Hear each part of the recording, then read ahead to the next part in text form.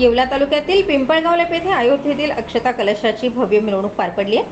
22 जानेवारी रोजी होणाऱ्या अयोध्येतील राम मंदिरात श्रीरामांच्या प्राणप्रतिष्ठेचा भव्य कार्यक्रम होतोय।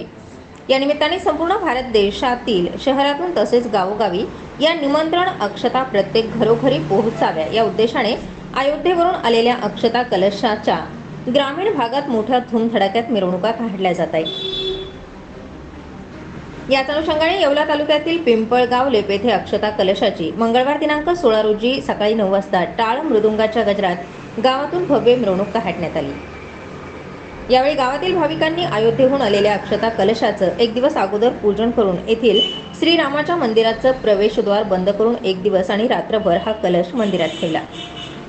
मंगळवारी सकाळी 9 वाजता श्रीरामांच्या अक्षता कलशाच्या स्वागतासाठी महिलांनी गल्लोगल्ली सडा सारवण करून रंगीबेरंगी रांगोळ्या काढून फुलांची आरास करून सजावट केली।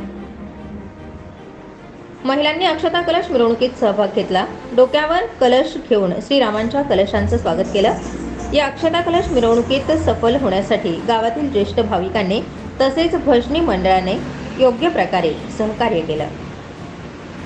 स्टार 24 फास्ट न्यूज साठी दीपक ढोकळे, येवला।